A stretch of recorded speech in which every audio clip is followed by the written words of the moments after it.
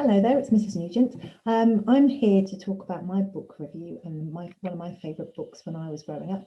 And actually, I'm being a little bit cheaty because I'm going to talk about 5 books which all kind of make up the Chronicles of Prydain.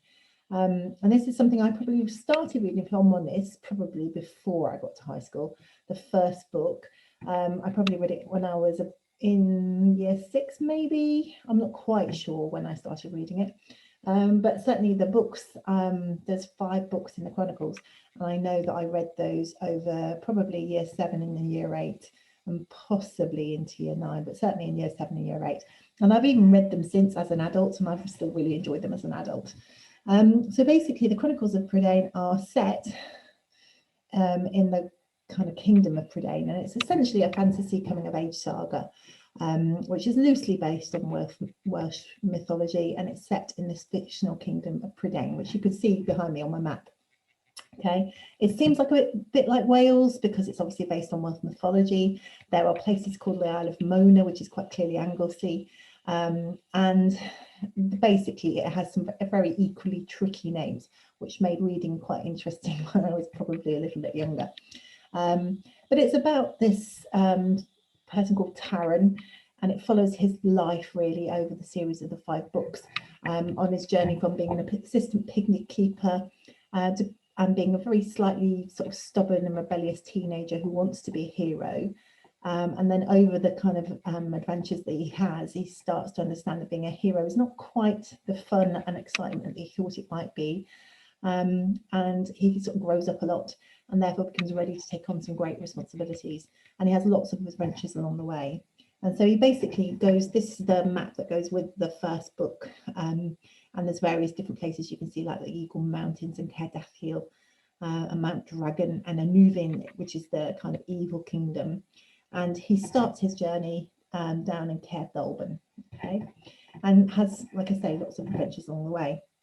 There are 5 books in the series, and you can see from this is my original box of the Chronicles, and you can see the state of these books. So you can just see how much I must have loved them and reread them. And I think I'm hoping that my son will enjoy these when he's a bit older as well. And you can see on here the covers kind of illustrate some of the things that are happening in them. So this is the first book from book of 3, and this is where Taran's probably in his early teens, around about 12, 13 maybe. And he is assistant pig keeper, and he's looking after the pig, who's called Henwen. And that's one of the friends he makes on his journeys. And that's Gurgi, who's kind of like an ape-like creature who's always very, very scared, but sometimes turns out a lot braver than he thinks he is. And then we've got the Black Cauldron, the Castle of Vir, which has got Elonwy on the cover, and then Taran Wanderer, and then finally the High King. So these books of 5 stories really take us through from the journey of Taran, from being this kind of 11, 12, 13-year-old boy who's really quite cross and grumpy and wants to be a hero, through all these adventures and difficult situations to the point where he is now a grown man and ready to kind of take on the world. So it's a really kind of good series of stories that, and you kind of, as I read through them, I guess I was growing up at the same sort of stage he was growing up. So there's a huge cast of characters, as I've mentioned some of them already, and these are just some of them really. There's a kidnapped oracular pig called Henwen.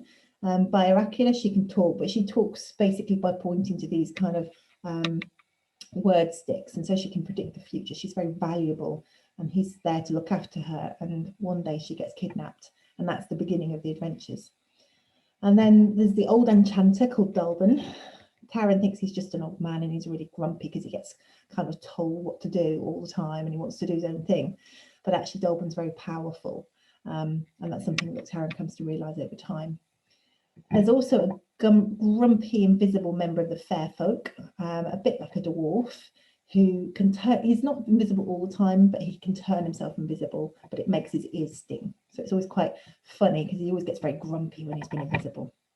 And then there's Gurgi, who I've mentioned. He's a sort of monkey, and he always talks about his shakings and quakings, but he manages to become quite brave. And I can always see some parallels here between, I don't know, the Wizard of Oz and things like that. Between some of the characters, you've kind of got these different character traits being shown by all these different people. You've also got a rebellious, I can't spell that apparently, talkative and bossy Princess Ilonri, who likes to take action. I think I managed to delete some of those things. She is one of my favourite characters. I wonder why. Bossy and talkative. I think I must have identified with her quite a lot when I was at her age.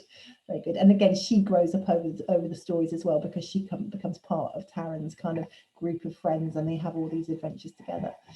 There's an impetuous bard who is basically like a poet and sort of minstrel. He goes around singing a lot of the time, but he has lots of tall stories.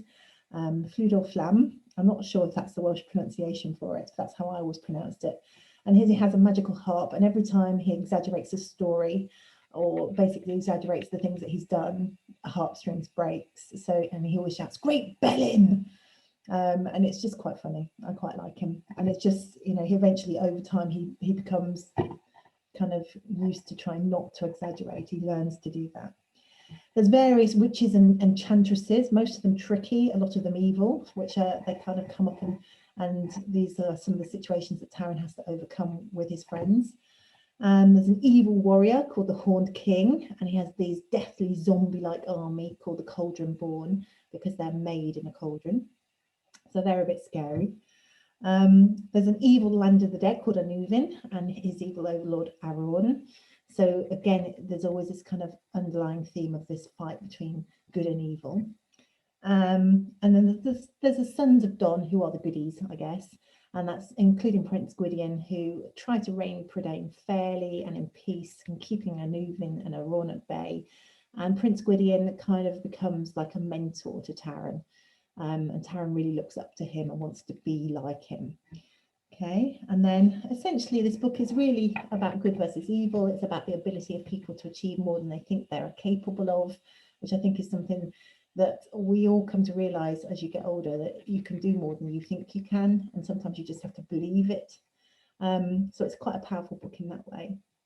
And it's also about the power of friendship and the power of loyalty, and how by trusting each other and by helping each other and by listening and taking care of each other, actually you can overcome an awful lot of situations that are difficult. So it's a really good book in that sense too.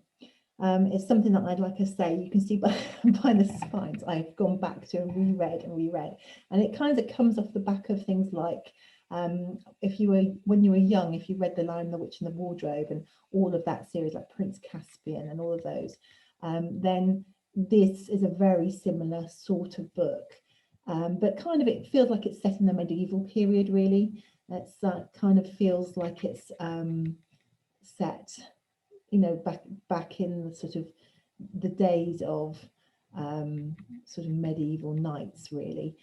So it kind of, there's very much of a historical theme to it and a mythological theme to it, but it does kind of sort of form a good bridge, I think, between The Lion, the Witch and the Wardrobe and that series of books, and then moving on to The Hobbit and The Lord of the Rings. It's kind of the bridge between those two things. So if you like those sorts of books, I think you'd probably quite like this.